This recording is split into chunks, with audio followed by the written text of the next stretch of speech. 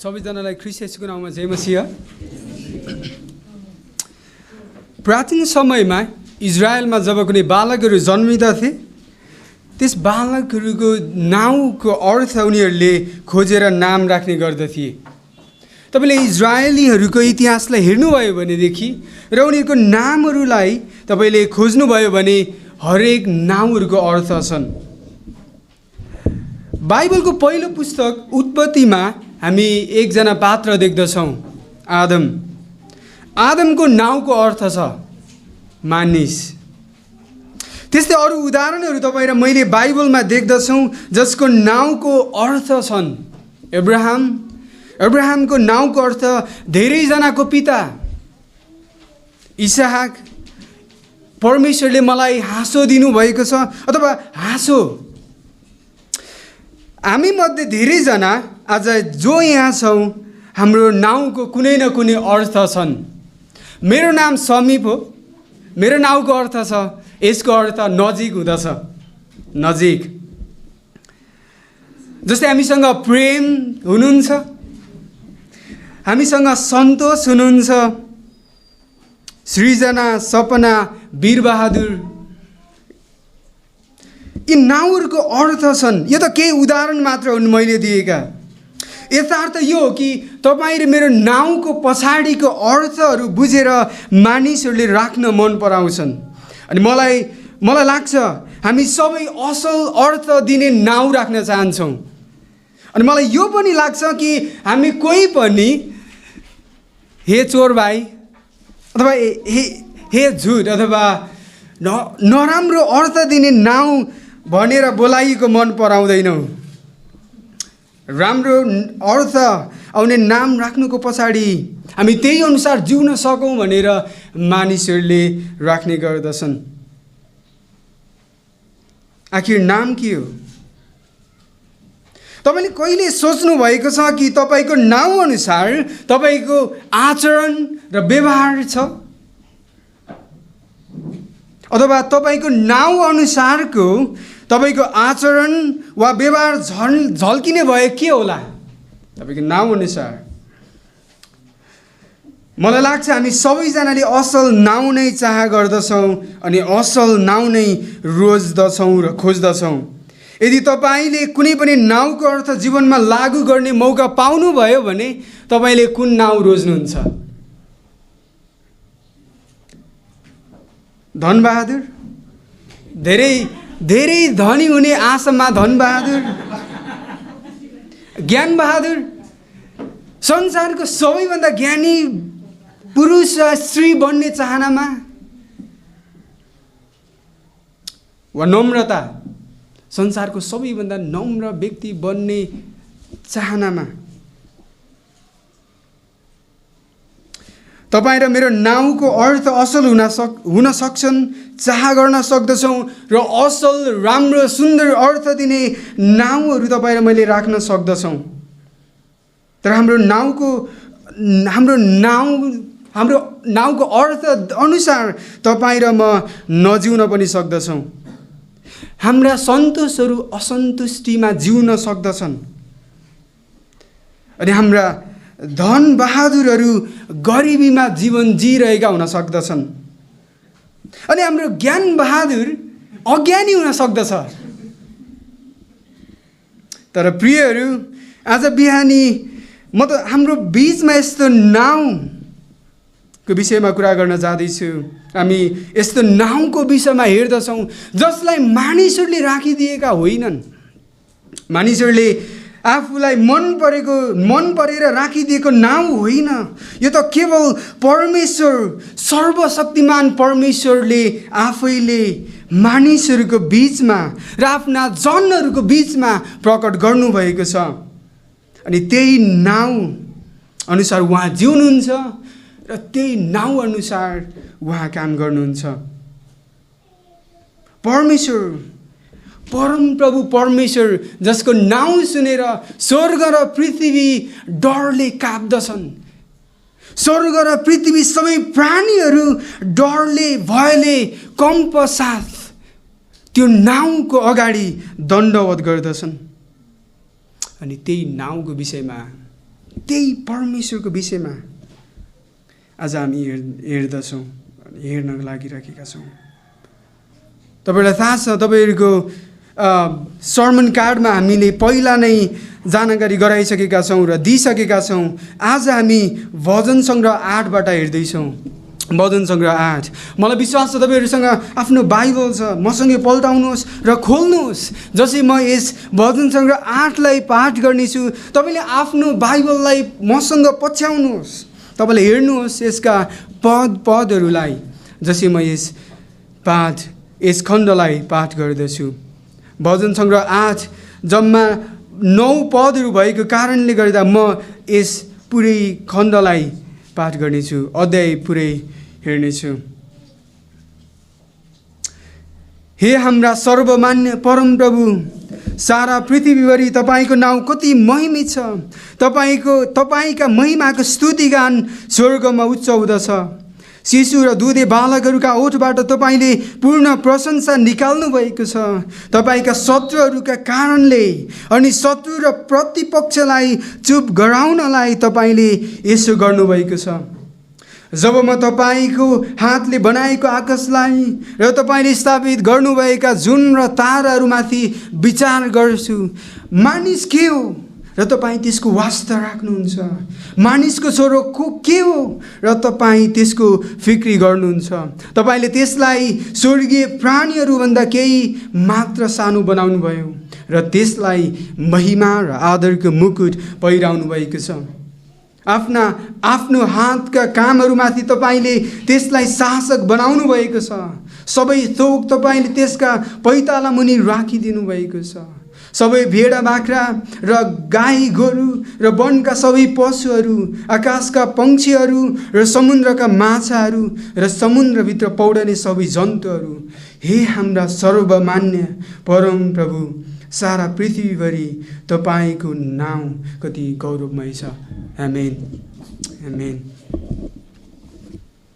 यस भजन जुन आजको यस बिहान हामी हेर्न जाँदैछौँ, यस भजनमा हामी परमेश्वरको महिमित नाउँ र उहाँले गर्नुहुने महिमित काम र गर्नुभएको कामको बयान भजनका लेखकले यहाँ बयान गरेका छन्। उहाँको महिमित नाउँ र महिमित नाउँको चर्चा भजन लेखकले गरेका छन् र मानिसको विषयमा पनि उनीले बताएका छन्। मानिस को हो र परमेश्वरको दृष्टिमा मानिस के हो भन्ने कुरा पनि यस भजन लेखकले हामीलाई यहाँ बताएका छन्।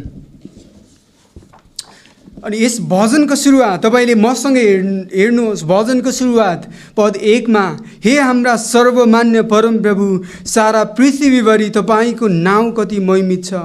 तपाईँका महिमाको स्तुति गान उच्च स्वर्गमा हुँदछ। यस भजनको सुरुवात र अन्त्य एकै तरिकाले भएको छ। पद 1 र पद 9। पद 9 मा हेर्नुहोस् त, हे हाम्रा सर्वमान्य परमप्रभु, सारा पृथ्वीभरि तपाईँको नाउँ कति गौरवमय छ। तपाईँले म यहाँ फरक शब्द देख्न सक्छौँ पद 1 र पद 9 मा। पद 1 मा हामी तपाईँको नाउँ कति महिमित छ देख्न सक्छौँ र पद 9 मा तपाईँको नाउँ कति गौरवमय छन्। यी दुईटा फरक शब्दहरूको अर्थ एउटै हुन्। अङ्ग्रेजीमा म्याजेस्टिक भनेको छ, नेपालीमा गौरवमय र महिमित फरक शब्दहरू चलाएका छन्, तर यसको अर्थ एउटै हो। हाम्रो यस नेपाली बाइबलमा, नेपाल बाइबल सोसाइटीको बाइबल यदि तपाईँसँग छ भनेदेखि, मेरो बाइबलको संस्करणसँग तपाईँको बाइबलको संस्करण मिल्छ भनेदेखि, हाम्रो बाइबलको सुरुवातमा पद 1 मा हे हाम्रा सर्वमान्य परमप्रभु भनेर लेखिएको छ। तर अङ्ग्रेजी बाइबलमा र तपाईँसँग नेपाली अर्को संस्करण टिबिएस बाइबल छ भनेदेखि यो यसरी छैन। खासमा यो हे हाम्रा परमप्रभु परमेश्वर, हे परमप्रभु हाम्रा परमेश्वर भन्ने दुईवटा शब्द तपाईँ र मैले त्यहाँ देख्दछौँ। तर हाम्रो नेपाली बाइबलमा हे हाम्रा सर्वमान्य परमप्रभु एउटा मात्र परमप्रभु हामी देख्दछौँ। तर अङ्ग्रेजी भाषाको ESV संस्करणमा हामी देख्दछौँ कि पहिले परमप्रभु हाम्रा परमेश्वर, दुईटा शब्द एउटै पदमा हामी देख्दछौँ। यहाँ भनिएको परमप्रभु, हे परमप्रभु, यो शब्द हिब्रू शब्दको याह्वे, जम्मा 4वटा अक्षरबाट बनिएको छ, याह्वेबाट आएको। तर अर्को शब्द तपाईँ हाम्रो यस नेपाल बाइबल सोसाइटीको बाइबलमा छैन, तर अर्को शब्द परमेश्वर, त्यो एदोनाई भन्ने शब्दबाट आएको। यस शब्दहरूको विशेष अर्थहरू छन्। याह्वे शब्दको अर्थ चाहिँ सम्बन्ध राख्नुहुने परमेश्वर। परमेश्वर करारमा पक्का हुनुहुन्छ, आफ्ना मानिसहरूसँग उहाँ सम्बन्ध राख्नुहुन्छ र उहाँले आफ्नो नाउँ आफ्नो मानिसहरू कहाँ प्रकट गर्नुहुन्छ। र अदोनाई शब्द यो सामान्यतः प्रार्थनाको भाषाहरूमा प्रयोग गरिने शब्दहरू हुन्। अनि भजन लेखकले त्यही 2वटा शब्दहरू यहाँ प्रयोग गरेका छन्। हे परमप्रभु हाम्रा परमेश्वर, सारा पृथ्वीभरि तपाईँको नाउँ कति महिमित छ। परमेश्वरको यो महिमित नाउँ हो, जुन नाउँ अरूसँग उहाँ साट्नुहुन्न। यो उहाँको महिमा हो, यो अरूसँग उहाँ साट्नुहुन्न। परमेश्वरको नाउँ महिमित छ। भजन लेखकले भनेअनुसार पृथ्वीभरि तपाईँको नाउँ कति महिमित छ, तपाईँका महिमाका स्तुति गान स्वर्गमा सम्म छ, स्वर्गमा हुँदछ। परमेश्वरको यो महिमित नाउँ सुनेर उहाँका शत्रुहरू डरले काम्दछन् र उनीहरू भयभीत हुँदछन्। तर उहाँका आफ्ना मानिसहरूका लागि यो नाउँ सान्त्वनाको नाउँ हो, जुन नाउँले आफ्ना मानिसहरू, उहाँका मानिसहरू सान्त्वना प्राप्त गर्दछन्। याह्वे परमेश्वर जो करारमा पक्का हुनुहुन्छ, जो मानिसहरूसँग, आफ्ना मानिसहरूसँग सम्बन्ध राख्नुहुन्छ। उहाँ इजरायलीहरूका परमेश्वर हुनुहुन्छ र इजरायलीहरूसँग गर्नुभएको प्रतिज्ञामा उहाँ विश्वासयोग्य हुनुहुन्छ। भजनका लेखकले त्यही कुरा यहाँ बताएका छन्। अनि यी कुराहरू भन्दै गर्दा हामीले के बुझ्न सकिन्छ भनेदेखि भजनका लेखकले हे परमप्रभु हाम्रा परमेश्वर यहाँ भनेका छन् र यस भजन लेखकले व्याख्यान गरेका परमेश्वरको महिमित नाउँको अर्थ यहाँ उसले दिइरहेका छन्। अनि परमेश्वरले इजरायलीहरूलाई आफ्नो नाउँ आफै प्रकट गर्नुभएको छ।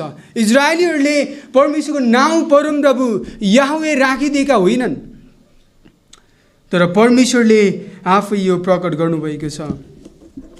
जब इजरायलीहरू कहाँ परमेश्वर प्रकट हुनुभयो, प्रस्थानको पुस्तक अध्याय 34मा, प्रस्थानको पुस्तक अध्याय 34 तपाईँले मसँगै पल्टाउन सक्नुहुन्छ।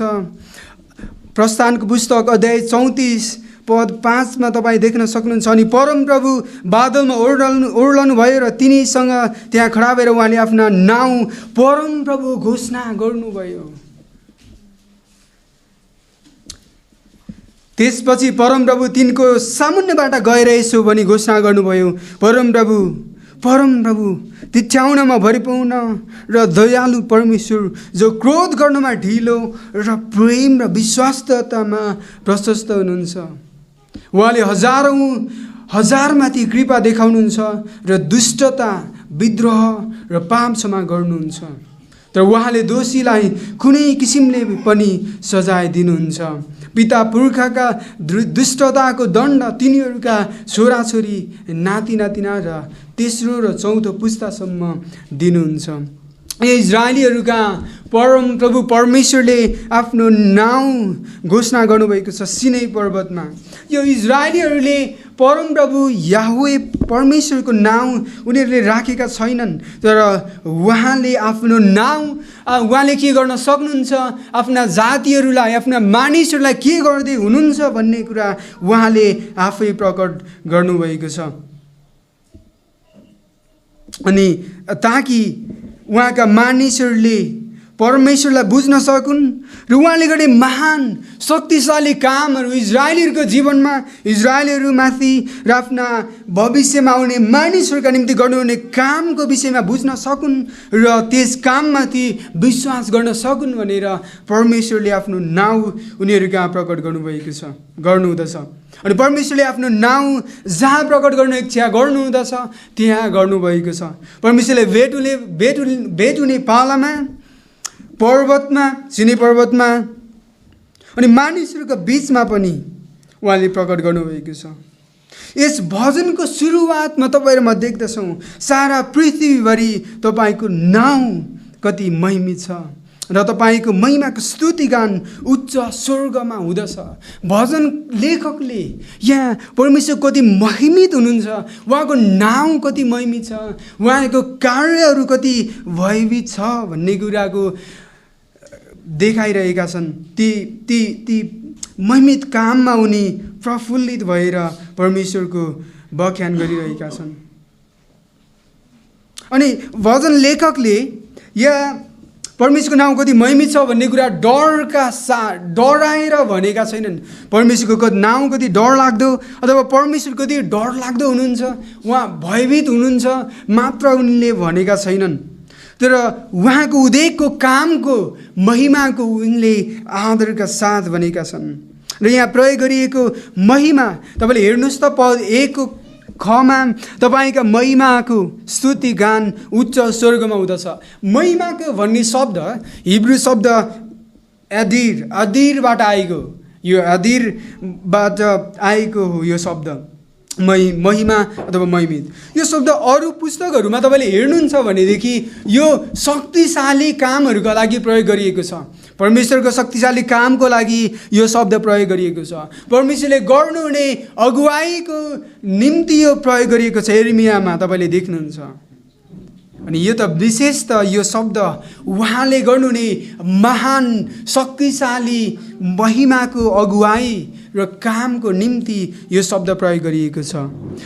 अनि सामान्यतया यो शब्द बल, शक्ति र डरसँग जोडिएर आउँदछ। यो तपाईँको महिमाको स्तुतिगान, महिमा भन्ने शब्द।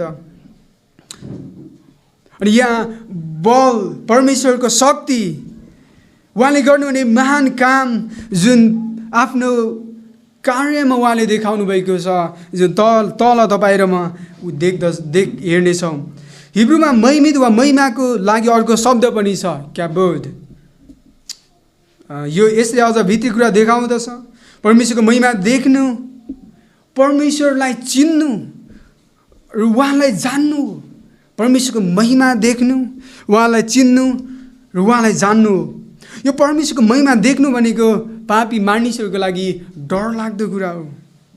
किनकि पापी मानिसहरूले पवित्र परमेश्वरलाई जान्नु भनेको उनीहरूको आफ्नो वास्तविकता, उनीहरू को हुन्, हामी को हौँ भन्ने कुराको वास्तविकता देख्दछन् र यो उनीहरूको वास्तविकताको विनाश हो।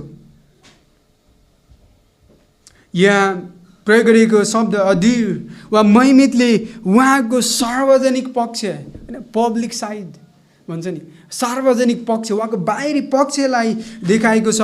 जुन महिमा उहाँले आफ्नो काममा र आफ्ना मानिसहरूसँग देखाउँदै हुनुहुन्छ। अब अनि यही सत्यता भजन लेखकले लेखेका छन् र यही सत्यताले उनी प्रशंसाले भरिएका छन्। भजन लेखक उनी प्रशंसा नगरिकन बस्न सकिरहेका छैनन्। परमेश्वरको महान महिमित कामहरूका निम्ति उनी परमेश्वरप्रति आदरका साथ प्रशंसा गरिरहेका छन्।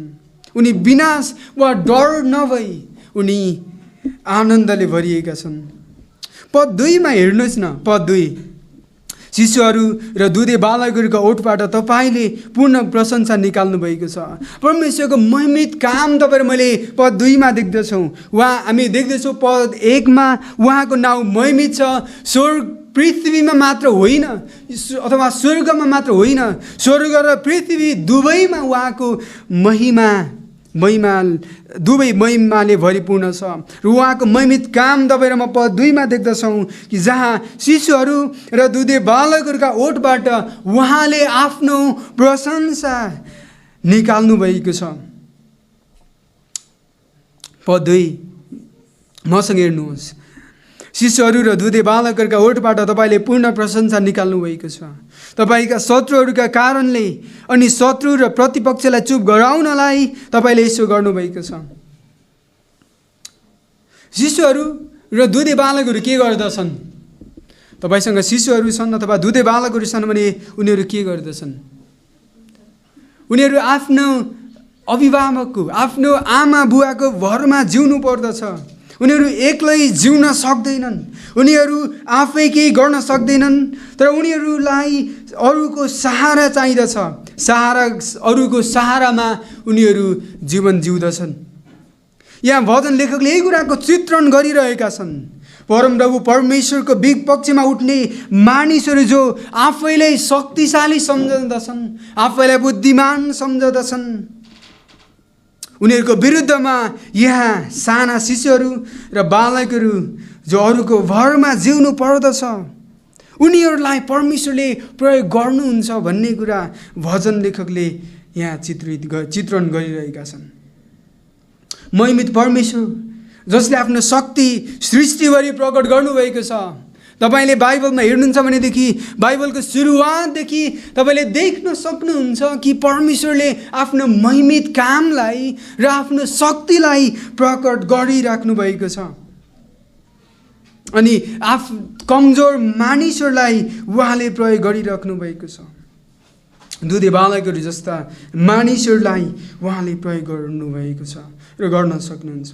उहाँले अरूको सहारामा जिउनुपर्ने बालकहरू आफ्नो शत्रुलाई परास्त गर्नको निम्ति, शत्रुलाई हराउनको निम्ति प्रयोग गर्नुभएको छ। अचम्म लाग्दो सत्यता तपाईँ र मैले यहाँ देख्दछौँ। के तपाईँलाई सम्झना छ? आजभन्दा करिब 2000 वर्ष पहिला यरुसलेममा जब येशू जानुभयो, त्यहाँ अन्धो र लङ्गडो मानिसलाई ख्रिस्ट येशूले निको पार्नुभयो। तर त्यहाँका शिक्षित, बुद्धिमान, आफूलाई अरूभन्दा मान्य गर्ने ठान्ने मानिस शास्त्रीहरूले उहाँको गिल्ला गरे र आदर गरेनन्। उनीहरूले के गरे? मसँग तपाईँ पल्टाउनुहोस् न, मत्तीको पुस्तक अध्याय 21। मत्तीको पुस्तक अध्याय 21। जब येशू ख्रिस्ट यरुसलेममा जानुभयो, उहाँले एक अन्धा र लङ्गडाहरूलाई मन्दिरमा निको पार्नुभयो। पद 14 मा, पद 15 मा। तर जब मुख्य पुजारीहरूले र शास्त्रीहरूले चाहिँ उहाँले गर्नुभएको अचम्मको काम देखे र केटाकेटीहरूले मन्दिरमा दाउदका पुत्रलाई होसान्ना, दाउदका पुत्रलाई होसान्ना भन्दै चिच्याएका सुने, तब तिनीहरू क्रोधित भए। शास्त्रीहरू र पुजारीहरू जब ती केटाकेटीहरूले, साना बालकहरूले होसान्ना, दाउदका पुत्रलाई होसान्ना भन्दै चिच्याएको सुनि उनीहरू रिसले, उनीहरू क्रोधले भरिपूर्ण भएका छन्। र तिनीहरूले उहाँलाई भने, अथवा ख्रिस्ट येशूलाई भने, सुन्दैछौ? यिनीहरू के भनिरहेका छन्? अनि ख्रिस्ट येशूले जवाफ दिनुहुन्छ, हो सुन्दैछु। के तिमीहरूले पढेका छैनौ? शिष्यहरू र दुधे बालकहरूका ओठबाट तपाईँले पूर्ण प्रशंसा निकाल्नु भएको छ।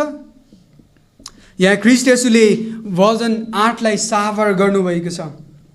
भजन 8, संसारका मान्य गण्यहरूले, संसारमा बुद्धिमान र विद्वान भन्नेहरूले ख्रिस्ट येशूलाई चिन्नेका छैनन्। उहाँ को हुनुहुन्छ भन्ने कुरालाई स्वीकार गर्न सकेका छैनन्। तर परमेश्वरले यी अबोध साना बालकहरूका ओठबाट आफ्नो प्रशंसा निकाल्नु भएको छ। त्यही पछाडि अध्याय 11 मा हामी मत्तीमै छौँ। तपाईँले मत्तीको नै 11 अध्यायमा जानुभयो भनेदेखि अर्को एउटा घटना हामी देख्दछौँ। मत्तीको 11 को 25 देखि 29 सम्म हामी देख्न सक्दछौँ अर्को एउटा फेरि घटना। त्यस बेला यीशुले भन्नुभयो, हे पिता, स्वर्ग र पृथ्वीका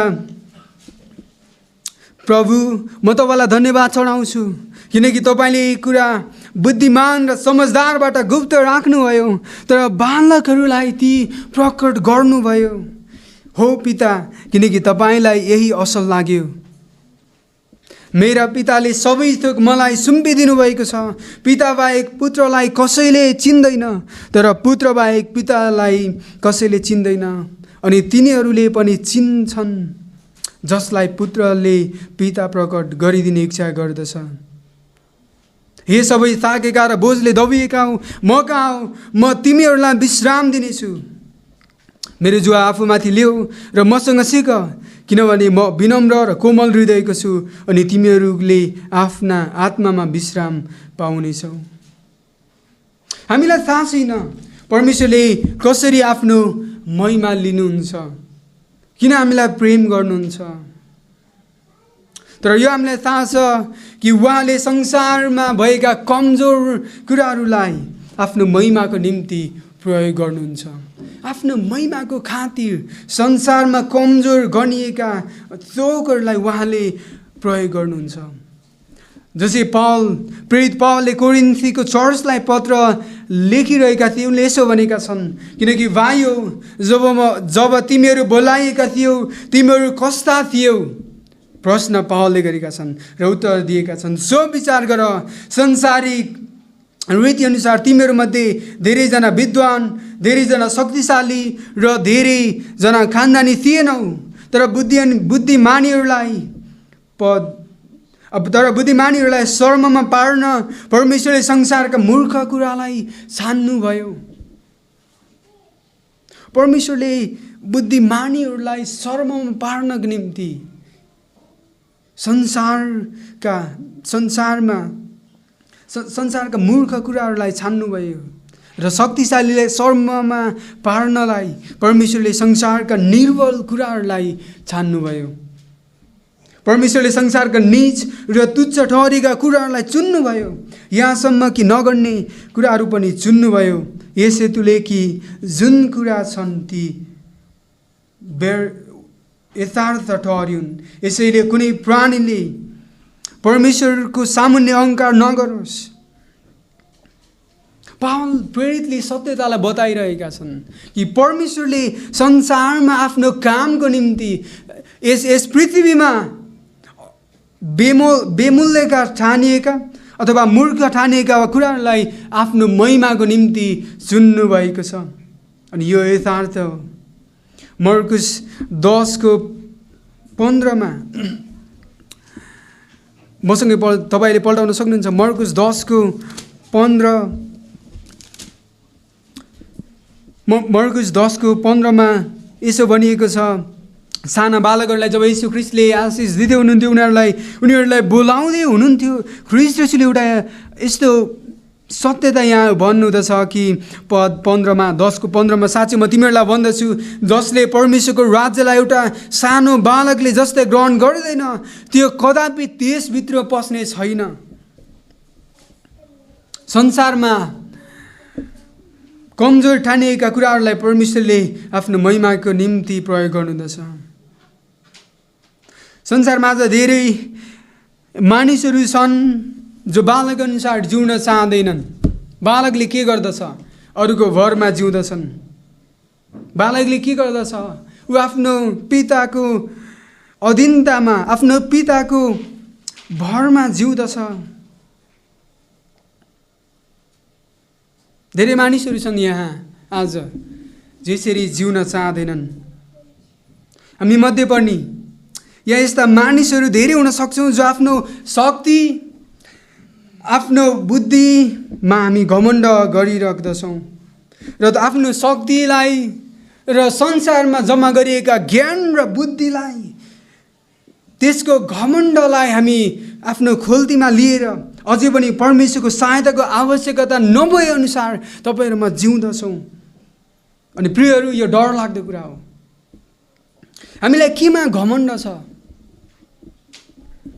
तपाईँ र मेरो ज्ञानमा, तपाईँ र मैले गरेका अध्ययनहरूमा, तपाईँ र मैले प्राप्त गरेका उपलब्धिहरूमा तपाईँ र मलाई केमा घमण्ड छ? कति मानिसहरू भन्दछन् काठमाडौँमा घर छ, मलाई के को डर छ। अनि अझ यसरी पनि भन्दछन्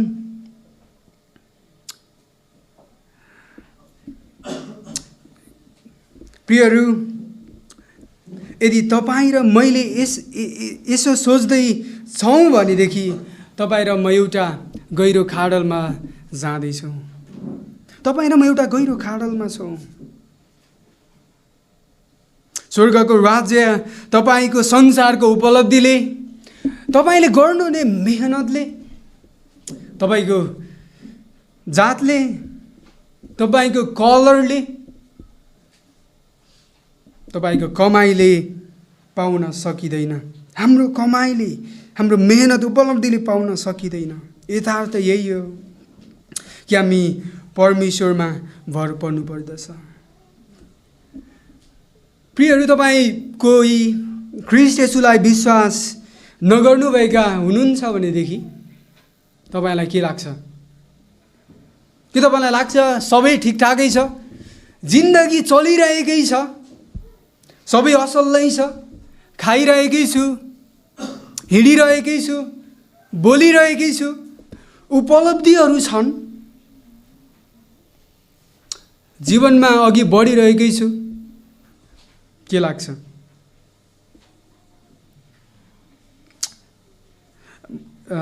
यी दिनहरूमा म सुसमाचार सुनाउनको निम्ति विभिन्न ठाउँहरूमा गइरहेको छु। केही दिन पहिला मात्र म छम्पीमा गएको थिएँ। तपाईँलाई थाहा छ माथि छम्पी। सुसमाचार सुनाउँदै गर्दा हामी एउटा घरमा पुगेका थियौँ छम्पीमा। त्यहाँ लगभग 4-5 जनाको आमाहरूको समूह थियो। म र मेरो साथी एकजना दाजु यही हुनुहुन्छ, उहाँ र म गएका थियौँ सुसमाचार सुनाउनको निम्ति। उहाँहरूलाई हामीले सुसमाचार सुनाउँदै थियौँ यसैको बारेमा।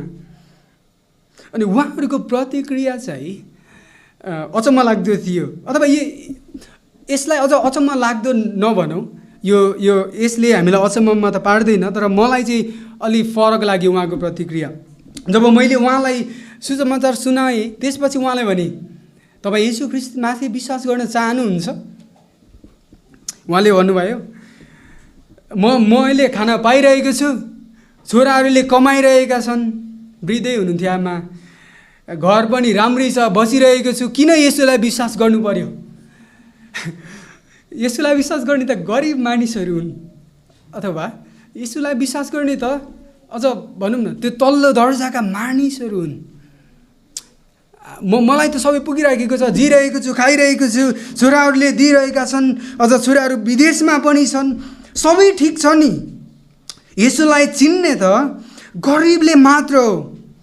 प्रियहरू, मलाई यो ठिक लाग्यो, येशूलाई चिन्ने गरिबहरूले हो। तर यथार्थ यो कि त्यो आमाहरूले उहाँहरू कति दरिद्र र कति गरिब हुनुहुन्छ भन्ने सत्यतालाई बुझ्नु भएको थिएन।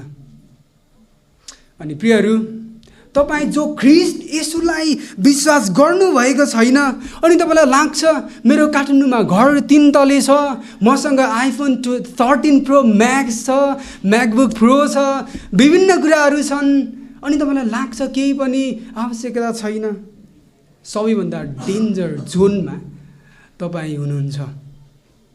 तपाईँ आउनुहोस्, तपाईँ ख्रीष्ट येशूमाथि विश्वास गर्नुहोस्। केवल अख्रिस्टियनहरू मात्र होइन, यहाँ हाम्रा दाजुभाइहरू अनि दिदीबहिनीहरू जो तपाईँ चर्चमा निरन्तर आउनुहुन्छ र आफैलाई ख्रीष्ट येशूमाथि विश्वास गरेको दाबी गर्नुहुन्छ, अनि तपाईँको चर्चको उपस्थिति, बाइबल अध्ययन, सन्तहरूसँगको सङ्गति तपाईँको पहिलो प्राथमिकतामा छैन भनेदेखि यी कुराहरूले यो प्रश्न देखाउँदछ, तपाईँ भन्नुहोस् या नभन्नुहोस्, तपाईँले ख्रीष्ट येशूलाई चिन्नु नभएको हुनसक्छ, नचिन्न सक्नुहुन्छ। प्रियहरू, तपाईँ र मलाई एकपटक गरिएको पापीको प्रार्थनाले क्रिस्चियन बनाउँछ भन्ने भ्रममा तपाईँ नजिउनुहोस्। त्यो भ्रममा नजिउनुहोस्। सबै ठिकठाक छ भन्ने भ्रममा नजिउनुहोस्। मैले बप्तिस्मा लिएको छु बप्तिस्मा लिएको छु र सबै ठिकै छ भन्ने भ्रममा नजिउनुहोस्।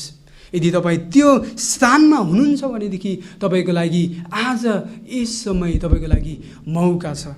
आउनुहोस्।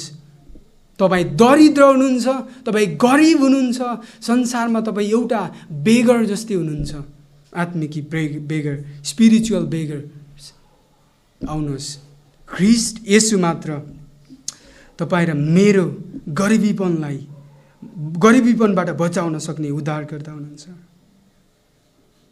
प्रियहरू, परमेश्वर जसले स्वर्ग र पृथ्वी बनाउनु भयो, जसले तपाईँ र मलाई बनाउनु भयो, जसले तपाईँ र मलाई यहाँ आउन सहायता गर्नुभयो, जसको हातका औँलाहरू, जसले आफ्नो हातहरूलाई प्रयोग नगरिकन आफ्ना शब्दहरूले स्वर्ग र पृथ्वीलाई सृष्टि गर्नुभयो, त्यसको अगाडि तपाईँ र मेरो 2 तल्ले घर अनि तपाईँ र मेरो घमण्ड, तपाईँ र मसँग भएका उपलब्धिको घमण्ड, यी त व्यर्थका छन्। प्रियहरू, केवल ख्रीष्ट येशू हाम्रो निम्ति आउनुभएको छ। तपाईँ र मेरो निम्ति, गरिब मानिसहरूका निम्ति, संसारका सबै मानिसहरू आत्मिक रूपमा गरिब र दरिद्र छन्। अनि त्यो आत्मिक दरिद्र मानिसहरूका निम्ति ख्रीष्ट येशू हाम्रो निम्ति आजभन्दा 2000 वर्ष पहिला यस संसारमा आउनुभयो। अनि त्यही हो सुसमाचार तपाईँ र मेरो निम्ति चाहिने। अनि त्यही हो हाम्रो निम्ति आवश्यकता। तपाईँ र मैले कमाउन नसक्ने धन ख्रीष्ट येशूले हाम्रो निम्ति कमाइदिनु भयो। त्यसै कारण त हामी हाम्रो कमाइले होइन, तर उहाँमाथि भर पर्न सक्दछौँ र भर पर्नु पर्दछ। आफ्ना शत्रुहरूलाई र आफ्ना प्रतिपक्षहरूलाई चुप गराउनलाई ख्रीष्ट येशूले, परमेश्वरले संसारमा मूर्ख तुल्याइएका कुराहरूलाई प्रयोग गर्नुहुन्छ। पद 3 मा हेर्नुहोस्, परमेश्वरको महिमित काम तपाईँ र मैले अझ प्रष्ट देख्दछौँ। पद 3, जब तपाईँका हातले बनाएका आकाशलाई, अङ्ग्रेजी बाइबलमा हेभेन्स भनेको छ, यहाँ हेभेन्स स्वर्ग, आकाशलाई र तपाईँले स्थापित गर्नुभएका जुन र ताराहरूमाथि विचार गर्छु। यसले हामीलाई के सम्झना दिलाउँछ? परमेश्वरले गर्नुभएको सृष्टि। उत्पत्तिको पुस्तकमा तपाईँले हेर्नुभयो भनेदेखि अध्याय 1 मा हामी सृष्टिको वर्णन, सृष्टि परमेश्वरले गर्नुभएको सृष्टि देख्दछौँ। उत्पत्तिको पुस्तक अध्याय 1 मा परमेश्वर सबै कुराको सृष्टिकर्ता हुनुहुन्छ। बाइबलको पहिलो पुस्तकमा अध्याय 1 मा तपाईँ र मैले यो सत्यता देख्दछौँ कि उहाँले बनाउनु भयो स्वर्ग र पृथ्वी, ताराहरू सबै परमेश्वरले बनाउनु भयो। उत्पत्ति 1 को 16 मा मैले मसँगै पल्टाउनुहोस् त तपाईँले। अनि उत्पत्ति 16 को 1 ले यसरी भन्छ, परमेश्वरले 2 विशाल ज्योतिहरू बनाउनु भयो, ठुला ज्योतिहरू दिनमाथि प्रभुत्व गर्न र साना ज्योति रातमाथि प्रभुत्व गर्न। उहाँले ताराहरू पनि बनाउनु भयो। सबै कुराको सृष्टिकर्ता हाम्रो परम प्रभु परमेश्वर हुनुहुन्छ।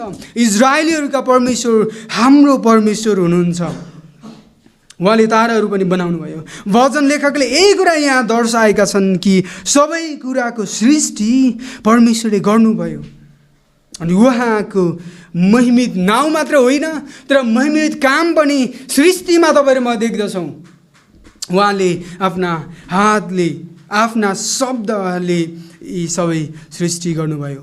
र पद 4 मा हेर्नुहोस् न, पद 4 मा परमेश्वरको महिमित नाउँ र परमेश्वरको महिमित कामको वर्णन तपाईँ र मैले पद 3 सम्म देख्दछौँ। अब 4 मा हेर्नुहोस्, 4 मा मसँगै पल्टाउनुहोस् त। 4 पद 4, मानिस के हो र तपाईँ त्यसको वास्ता गर्नुहुन्छ? मानिसको छोरो के हो र तपाईँ त्यसको फिक्री गर्नुहुन्छ? यो हामी सबैको निम्ति एउटा महत्त्वपूर्ण प्रश्न हो। अनि मानिसहरूसँग यसको लागि विभिन्न परिभाषाहरू छन्। आफ्नै परिभाषा मानिसहरूसँग छन्। तपाईँलाई के लाग्छ मानिस के हो? कतिजनाले त यस्तो सोच्दछन् कि मानिस नै परमेश्वर हो, हैन? मानिस नै परमेश्वर हो अथवा विभिन्न उनीहरूका परिभाषाहरू छन्। र यस भजनका लेखकले यहाँ तपाईँ र मलाई मानिस के हो अथवा को हो भन्ने प्रश्नको उत्तर अथवा त्यसको परिभाषा दिइरहेका छैनन्। तर यस भजनका लेखकले केसँग जोड्न चाहिरहेका छन् भनेदेखि परमेश्वर जो सबै कुराको सृष्टिकर्ता हुनुहुन्छ, स्वर्ग र पृथ्वी उहाँले बनाउनु भयो, त्यो महिमित काम सबै महिमित कामहरूको पछाडि पनि मानिस को हो? मानिसलाई पनि परमेश्वरले बनाउनु भयो। तर मानिस को हो? तपाईँ अथवा परमेश्वर त्यसको वास्ता राख्नुहुन्छ। मानिसको छोरो के हो र तपाईँ त्यसको फिक्री गर्नुहुन्छ। दुईवटा प्रश्न तपाईँ र म देख्दछौँ। के तपाईँ र म योग्य भएको कारणले, तपाईँ र मेरो धनको कारणले, तपाईँ र मेरो शिक्षाको कारणले, तपाईँ र म डिजर्भिङ भएको कारणले, यो परमेश्वरको वास्ता पाउनको योग्यको भएको कारणले परमेश्वरले तपाईँ र मेरो वास्ता र फिक्री गर्नुहुने हो र? होइन, निश्चय नै होइन। यहाँ तपाईँ र मैले देख्दछौँ कि भजन लेखकले यही भनिरहेका छन्, परमेश्वर कति महिमित हुनुहुन्छ र शक्तिशाली हुनुहुन्छ अनि मानिस कति कमजोर छन्। अनि यही सत्यतालाई भजन लेखकले देखाइरहेका छन्। मानिस कमजोर छ। अनि यहाँ पचारमा मानिस के हो? यो मानिस भन्ने शब्द वाट इज म्यान, यो म्यान अथवा मानिस भन्ने शब्द हिब्रू शब्दको एनोस भन्ने शब्दबाट आएको हो। यो वाट इज म्यान, म्यान भन्ने मानिस भन्ने शब्द। अनि मानिस यो शब्दको अर्थ चाहिँ कमजोर भन्ने हुन्छ। तपाईँले यसको अर्थ हेर्नुभयो भनेदेखि यो चाहिँ कमजोर कुराहरूको लागि प्रयोग गरिएको शब्द हो खासमा यो चाहिँ। अनि यहाँ प्रयोग भएको हिब्रू भाषाको एनोसबाट यो मानिस शब्द आएको छ र यसको अर्थ कमजोर भन्ने हुन्छ। अनि यहाँ तपाईँ र म देख्दछौँ कि तपाईँले भने भजन लेखकले जस्तै आफूलाई कमजोर ठान्नु भएको छ।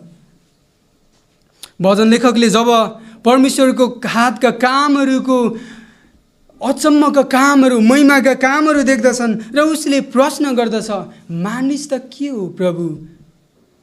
तपाईँले गर्नुभएका महिमाका कामहरूमा तपाईँले मानिसले एउटा प्राणी बनाउनु भयो, अनि यो मानिस के हो? तपाईँ त्यसको वास्ता गर्नुहुन्छ। तपाईँले कहिले यो प्रश्न आफैलाई गर्नुभएको छ?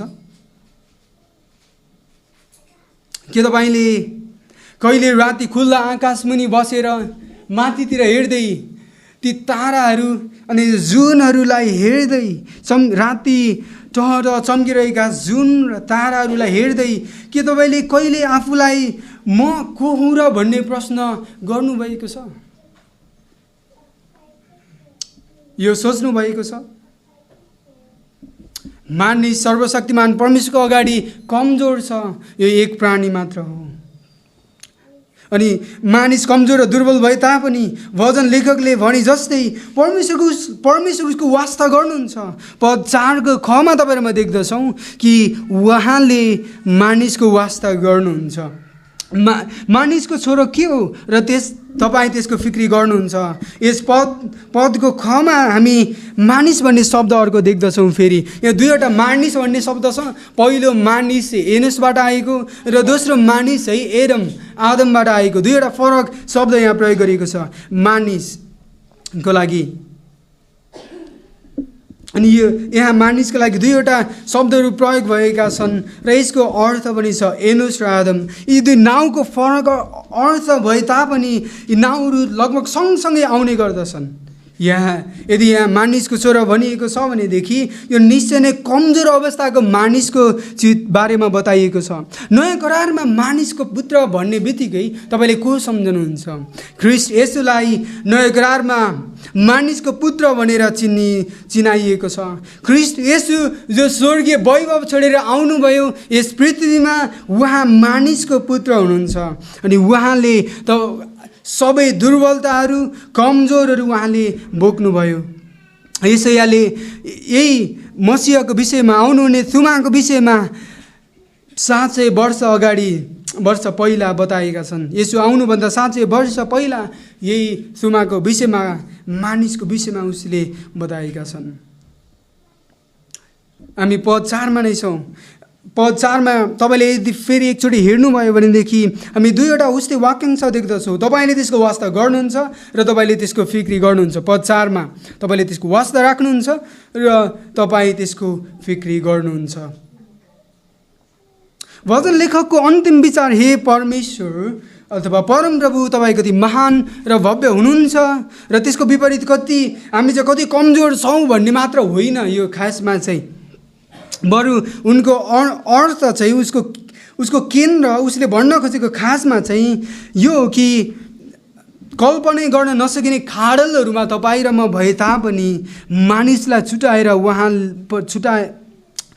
परमेश्वर र मानिस बिचको खाडल कल्पनै गर्न नसक्ने भए तापनि परमेश्वर अझै पनि मानिसको विषयमा सोच्नुहुन्छ र मानिसको वास्ता राख्नुहुन्छ अनि उहाँले मानिसको लागि योजना बनाउनुहुन्छ। संसारका राजाहरूले आफ्नो राज्यका हरेक प्रजाहरूलाई नदेख्न सक्दछन्, आफ्नो साम्राज्यका हरेक जनताहरूलाई नागरिकहरूलाई नदेख्न सक्दछन्, तर परमेश्वरसँग त्यस्तो हुँदैन। परमेश्वर आफ्नो हरेक जनहरूलाई देख्नुहुन्छ, हरेक जनहरूको वास्ता गर्नुहुन्छ। के यो कस्तो महिमित आशा तपाईँ र मेरो लागि। प्रियहरू, के तपाईँलाई यस सान्त्वनाले यस सत्यताले सान्त्वना दिँदैन र परमेश्वर तपाईँ र मलाई देख्नुहुन्छ, परमेश्वर तपाईँ र मलाई सुन्नुहुन्छ र तपाईँ र मेरो वास्ता राख्नुहुन्छ, तपाईँ र मेरो वास्ता राख्नुहुन्छ। भजन हिब्रूका लेखकले आज बिहान हाम्रो दाजु ग्लेनले धर्मशास्त्र पाठ गर्दै गर्दा हिब्रूको पुस्तक 2 अध्यायको 5 देखि 12सम्म पढ्दै हुनुहुन्थ्यो। यहाँ हिब्रूका लेखकले भजन सङ्ग्रह 8लाई साबर गरेका छन्। पद 6मा धर्मशास्त्रको कुनै एक ठाउँमा यसो भनेर गवाई दिएको छ, मानिस के हो र तपाईँ त्यसको वास्ता राख्नुहुन्छ, अथवा मानिसको छोरा को हो र तपाईँ त्यसको फिक्री गर्नुहुन्छ। तपाईँले तिनलाई बेरको निम्ति स्वर्गदूतहरूभन्दा केही तल होच्याउनु भयो, तपाईँले तिनलाई महिमा र आदरको मुकुट पहिराउनु भएको छ, तपाईँले सब थोक तिनका चरण मुनि राखिदिनु भयो। मानिसको अधीनमा सब थोक राख्नु हुँदा तिनको अधीन बाहिर केही रहन दिनु भएन, तर यस वर्तमान समयमा सब थोक मानिसको अधीनमा हामी देख्दैनौँ, तर हामी येशूलाई देख्दछौँ।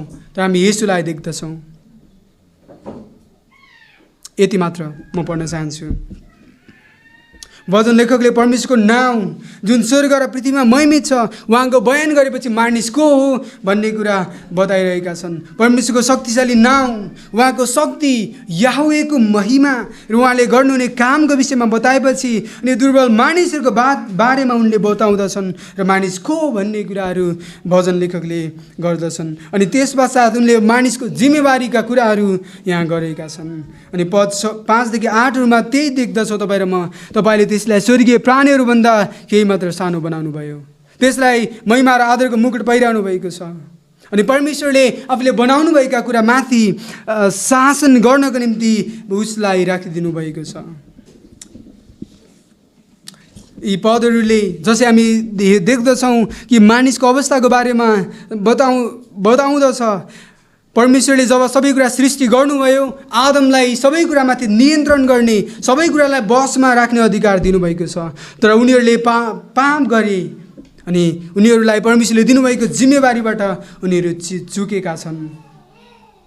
परमेश्वरले मानिसलाई आफ्नै स्वरूप र प्रतिरूपमा बनाउनु भयो र उसलाई सबै कुरामाथि अधिकार गर्ने जिम्मेवारी दिनुभएको छ। उत्पत्ति 1:26मा अनि परमेश्वरले भन्नुभयो मानिसलाई आफ्नै स्वरूप र प्रतिरूपमा बनाऊ, तिनीहरूलाई समुद्रका माछाहरू, आकाशका पक्षीहरू र पाल्तु पशुहरू र जमिनमा चलचल गर्ने सबै जन्तुहरूमाथि अधिकार गरून्। परमेश्वरले मानिसलाई सृष्टिमाथि उहाँको प्रतिनिधि भएर राज गर्नको निम्ति अथवा शासन अधिकार गर्नको निम्ति आदर र महिमाको मुकुट दिनुभयो। तर इदनको बगैँचामा के भयो? आदम र हव्वाले पाप गरे र उनीहरूले परमेश्वरले दिनुभएको जिम्मेवारीबाट उनीहरू चुकेका छन्। पहिलो आदमले गर्न नसकेको कामलाई ख्रीष्ट येशू दोस्रो आदमले पुरा गर्नुभयो र पुरा गर्नुहुनेछ। ख्रीष्ट येशूले सबै कुरामाथि अधिकार गर्नुहुनेछ। जब ख्रीष्ट येशू आउनुहुनेछ, उहाँले सबै कुरामाथि अधिकार गर्नुहुनेछ, सबै कुरा उहाँको अधीनतामा रहनेछन्। अनि उहाँको संसारको सेवकाईमा पनि ख्रीष्ट येशूले यो उदाहरण देखाउनु भएको छ। समुद्रलाई, छलहरूलाई उहाँले शान्त पार्नुभएको, छालहरूलाई उहाँले शान्त पार्नुभएको छ। तर प्रियहरू, 6 पदमा हेर्दै गर्दा आफ्ना हातका कामहरूमाथि तपाईँले त्यसलाई शासक बनाउनु भएको छ, सबै थोक तपाईँले त्यसका पैताला पनि राखिदिनु भएको छ। यी सबै कुराहरू अधीनतामा परमेश्वरले दिनुभयो। तर अहिलेको अवस्थामा हामीले हेर्दै गर्दा एउटा कोरोना महामारीलाई पनि तपाईँ र मैले नियन्त्रण गर्न सकिरहेका छैनौँ, हामीले मानिसहरूले। अनि तपाईँलाई प्रश्न लाग्न सक्छ, कसरी सबै कुराहरूमाथि परमेश्वरले मानिसलाई शासक बनाउनु भयो, हैन? सबै कुरा कसरी मानिसले आफ्नो बसमा राख्न सक्छ, हामीलाई प्रश्न लाग्न सक्छ। यो भइराख्दाखेरि प्राकृतिक विपत्तिहरू छन्, कोरोना महामारी यस्ता, हैन? विभिन्न कुराहरू छन्। यी कुराहरू हुँदै गर्दाखेरि कसरी हामी अधीनतामा राख्न सक्छौँ?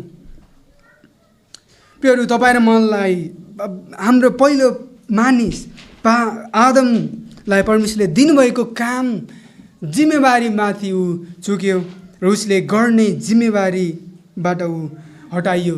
यो भन्दै गर्दाखेरि उसलाई पापले कुरूप बनायो र उसलाई दिएको कामलाई उसले पुरा गर्न सकेन। अनि यो हामी सबै कुरा पुरा गर्न सक्दैनौँ। तर ख्रीष्ट येशूले सबै कुरामाथि अधिकार गर्नुहुन्छ। उहाँले आफ्नो संसारको सेवकाईमा त्यो कुरालाई देखाउनु भएको छ। जब ख्रीष्ट येशू फेरि आउनुहुनेछ, उहाँले सबै कुरामाथि नियन्त्रण गर्नुहुनेछ, जुन कुरा तपाईँ र मैले अहिले गर्न सक्दैनौँ। अन्त्यमा परमेश्वर महिमित परमेश्वर हुनुहुन्छ, उहाँको नाउँ महिमित छ, उहाँ भयभीत परमेश्वर हुनुहुन्छ। कति महिमित नाउँ यो हाम्रो परमेश्वरको। के तपाईँलाई यस नाउँले सान्त्वना, यस नाउँको विषयमा जान्दा, यस परमेश्वरले तपाईँ र मेरो वास्ता गर्नुहुन्छ भन्दै गर्दाखेरि, भन्ने सत्यतालाई बुझ्दै गर्दाखेरि तपाईँलाई के सान्त्वना मिल्दैन? प्रियहरू, यस सत्यताले कमजोर मानिसहरूलाई बल र साहस मिल्दछ। हामी जस्ता दरिद्र मानिसहरूलाई, हामी जस्ता अधर्ममा रहेका मानिसहरूलाई ख्रीष्ट येशूले बचाउनु भएको छ र हामीलाई पापको अधीनताबाट उहाँले आफ्नो राज्यमा सार्नु भएको छ र उहाँले हामीलाई आफ्नो सन्तान हुने अधिकार दिनुभएको छ। र उहाँ जब ख्रीष्ट येशू फेरि आउनुहुनेछ, उहाँले हामीलाई उहाँको आफ्नो शासन गर्नको निम्ति हामीलाई लैजानुहुनेछ। यही सत्यता तपाईँ र मेरो निम्ति आज छ। र भजन लेखकले फेरि पनि त्यही सत्यतालाई पद 1लाई नै दोहोऱ्याएका छन्। हे हाम्रा सर्वमान्य परमप्रभु, सारा पृथ्वीभरि तपाईँको नाउँ कति महिमित छ। आउनुहोस् हामी प्रार्थना गरौँ।